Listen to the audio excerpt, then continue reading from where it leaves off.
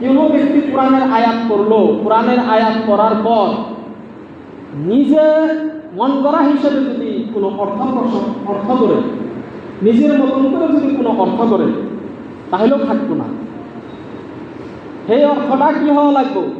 আল্লাহ নবী সাল্লাল্লাহু আলাইহি ওয়াসাল্লাম কওয়ার মতন হওয়া লাগবে, আল্লাহ নবী বর্ণনা করার মতন বর্ণনা হওয়া লাগবে। নিজের তরফের থেকে বানিয়ে যদি কোনো অর্থ করে, যেরকম কোরআনে আছে কুল আউযু বিরাব্বিন নাস, মালিকিন নাস, ইলাহিন নাস, সেজন্য আমরা নাচি। কোরআনে নাচা আছে, এই জন্য কি করি আমরা? জিকিরে আমরা নাচি। জিকিরে কি করি? নাচি। তাহলে এটা নিজের মতন করে অর্থ করলো না?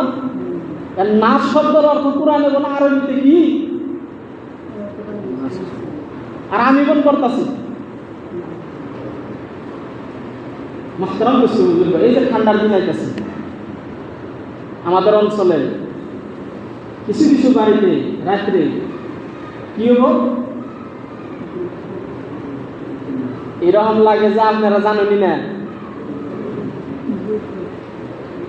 কিছু কিছু বাড়িতে কি হবো?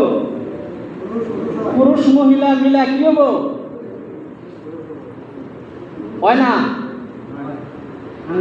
হয় না? কি কয় এটারে?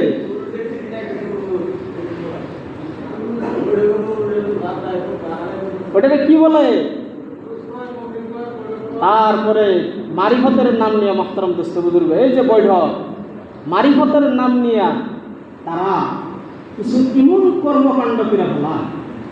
আল্লাহ রাব্বুল আলামিন কোরআনে কারিমের মধ্যে বর্ণনা করছেন, কি করছেন? কোরআনে কারিমের মধ্যে বর্ণনা করছেন যে আল্লাহ রাব্বুল আলামিন যত গুনাহ আছে ইচ্ছা করলে সমস্ত গুনাহ কাল কিয়ামতের দিন মাফ করে দিব, কিন্তু শিরক এবং কুফরির গুনার বাহিরে কোনো গুনাহ যদি আছে আল্লাহ ইচ্ছা করলে মাফ করে দিব, কিন্তু এই দুটা কোনোদিনও মাফ করব না। নাউজুবিল্লাহ। কি কি গুনাহ? এক নম্বর হলো শিরক, দুই নম্বর হলো কুফরি। দুই নম্বর কি? এবার জানার লাগলো শিরক কোনটার কয়, কুফরি কোনটার কয়। একটা হলো আমি নামাজ পড়ি বা নামাজ পড়ি না। যদি আমি নামাজ পড়ি না, এটা হলো আমার আমল হিসাবে আমি নামাজের অস্বীকার করতেছি, আমল হিসাবে। আর একটা হলো আমি নামাজের বিরোধিতা করি, নামাজ পড়লে হবো কি, এই ধরনের বাক্য বা এরকম ধরনের কথা কই না, নামাজ ইসলাম বিরোধী। নামাজ বিরোধী যদি আমি বাক্য কই, তাহলে সঙ্গে সঙ্গে আমি ইসলামের থেকে বাইরে হয়ে যাব, কাফির হয়ে যাব। আরেকটা হলো যে আমি নামাজ পড়তাছি না, কিন্তু লগে লগে আমি কাফির হয়ে যাব না। কথাটা বুঝাইছে না? কথাটা বুঝাইছে? তার মানে আল্লাহ রাব্বুল শিরক কারে কয়?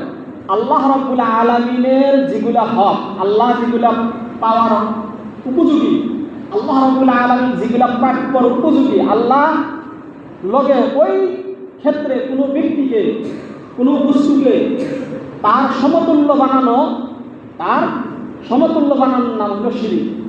একটা উদাহরণ দেই, হয়তো টান লাগতে পারে, কিন্তু কথাটা বুঝাই। আমার স্ত্রী, আমার কি স্ত্রী, আমার স্ত্রীর সঙ্গে যেগুলা কর্ম আমি করি, তার ঠোঁটেই হোক, গালেই হোক, অন্য কোনো জায়গায় হোক, এই কর্মটা যদি আমার সঙ্গে আমার স্ত্রীর লোক অন্য কোনো ব্যক্তি করে, তাহলে আমার কিরকম লাগবে? কি করবেন? আপনার স্ত্রীর সঙ্গে যদি অন্য কেউ করে, তাহলে আপনি কি করবেন? তার মানে আপনি যে কামটা করতেছেন ওই কামের মধ্যে অন্য ব্যক্তিকে যদি সামিল করে না, আপনার যদি গুসা করতে পারে, আপনার যদি কি ধৈর্যের সীমা রেখা পার হয়ে যেতে পারে, তাহলে আল্লাহ রাব্বুল আলামিন আপনি শুধুমাত্র তার কি দেন?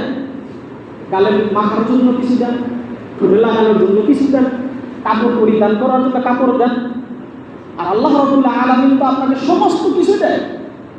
তাহলে আল্লাহ রাব্বুল আলামিনের যেগুলা হক, যেগুলা পর্যায়, যে বস্তু আল্লাহ রাব্বুল আলামিনের হক, আল্লাহ রাব্বুল আলামিনের জন্য, ওই জায়গার মধ্যে যদি আপনি অন্য কেউ শামিল করেন, তাহলে আল্লাহ রাব্বুল আলামিনের কত দূর পর্যন্ত গুসা উঠতে পারে।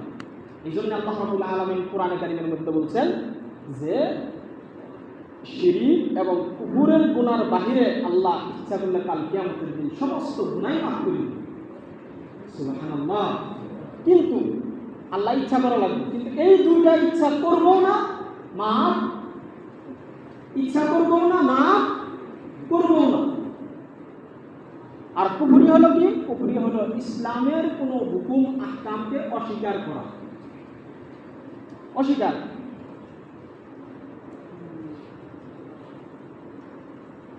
কোরআন এটা হলো আল্লাহর নাজিল করা কোরআন, আল্লাহ অবতীর্ণ করছে আল্লাহর নবীর উপরে।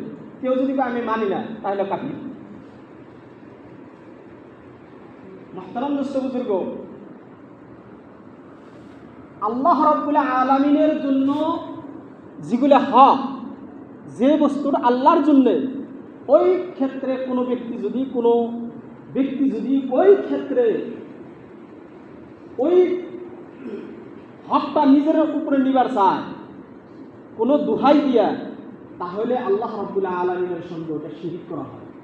যেরকম আমি যে কইছিলাম যে এই যে দিন আইতেছে, এই দিনের মধ্যে আমি নিজে চোখে দেখছি ছোটোকালে, আমি তখন মাদ্রাসায় যাই না, আমাকে বাড়িতে হালকা হয়েছে, হালকা জিকির হওয়ার পরে আসন সাজানো হয়েছে, আসনের মধ্যে যায় না আমার মা পর্যন্ত সিজদা করছে, আমি নিজে চোখে দেখছি। ওটা বাদ, জিকিরের মধ্যে আমি একটা শামিল থাকছি, থাকার পরে যে পিশাব আর সভাপতি হয় তার কুলের মধ্যে যায় না মানুষ সিজদা করে যায় না। মুহতারাম দোস্ত বুজুর্গ, নাউজুবিল্লাহ, নাউজুবিল্লাহ কইবেন না। সিজদার মালিক কে? সিজদার মালিক কে? আল্লাহ রাব্বুল আলামিন। এই কোরআনে কারীমের যে আয়াতটা বললাম, সূরা হজের আয়াত 18 নম্বর আয়াত, সূরা হামিম সিজদার 37 নম্বর আয়াত, এই আয়াতগুলো যদি আমরা পড়ি আর আল্লাহ নবী সাল্লাল্লাহু আলাইহি ওয়াসাল্লামের হাদিস বুখারীতে, আবু দাউদে, তিরমিজিতে, আহমদ ইবনে হাম্বলে অর্থাৎ মুসনাদ আহমদ ইবনে হাম্বল, সিহাহ অর্থাৎ হাদিসের যে 6টা বিশুদ্ধ কিতাব, এগুলা কিতাবের মধ্যে যদি দেখি তাহলে আল্লাহর নবী সাল্লাল্লাহু আলাইহি ওয়াসাল্লামও বর্ণনা করছেন এবং আল্লাহ রাব্বুল আলামিন সিজদার জন্য শুধুমাত্র নিজেকেই হকদার বানাইছেন, কোনো ব্যক্তিকে না, কোনো বিশ্বাসকে না।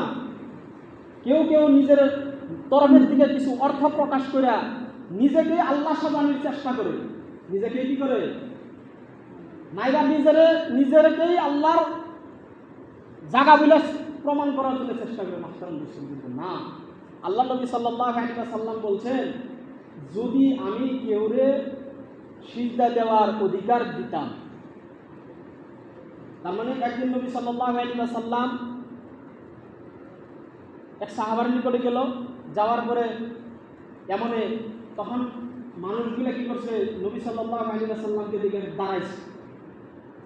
দাঁড়ানোর পরে হুজুর সাল্লাল্লাহু আলাইহি ওয়াসাল্লাম সাহাবাকে জিজ্ঞাসা করছে যে এরা নিজের থেকে রাজা প্রজা যারা নিজের থেকে উপর ব্যক্তিদেরকে তারা এভাবেই মাথা ঝুঁকিয়া সম্মান জানায়। তখন বললো, যদি আমি মরে যাই তাহলে তোমরা কি আমার কবর এরকমভাবে সিজদা দিবা নাকি? তখন বললো, না, দিব না। তখন আল্লাহ নবী সাল্লাল্লাহু আলাইহি ওয়াসাল্লাম বলল যে যদি আল্লাহর বাহিরে কেউরে সিজদা করার হুকুম থাকতো বা হুকুম দিতাম, তাহলে আমি নিজে তার স্ত্রীকে, তার স্বামীকে সিজদা করার আদেশ দিতাম, কিন্তু দেই নাই, অধিকার দেই নাই। মুহতারাম দোস্ত বুজুর্গ, তাহলে আপনি আমি কে? অন্য হাদিসে আছে যে আল্লাহর বাহিরে অন্য কাউকে সিজদা করার হুকুম হক আল্লাহ রাব্বুল আলামিন কাউকে দেন নাই। মুহতারাম দোস্ত বুজুর্গ, এই কয়টা কথা বলার উদ্দেশ্য একটাই যে আমরা যাতে শিরিক, আমরা তো এমনি নেকি বহুত কম কামাই, কিন্তু নেকির নামে রাখতে যাই হালকা করবার যায়, নেকির নামে, কি এর নামে? নেকি কামিবার যাই, নেকি কামিবার যাইয়া আমরা এই শিরিক করে বসি, যে শিরিকের কি নাই, মাপ নাই। মুহতারাম দোস্ত, কামাবার যাই নেকির আশায়, কিন্তু কামিয়ে নিয়ে এসি গুনাহ। কামাবার যায় নিকির আশায়, আমরা নিকির জন্য যাই, কিন্তু এমন পর্যায়ে যায় পৌঁছাই, এমন গুণা যায় আমরা কামাই, যে গুণা কোনোদিন তওবা করলেও মাফ হতে পারে। যাই না বুঝা করলে কেন হবো? মাহতারাম দোস্ত বুজুর্গ,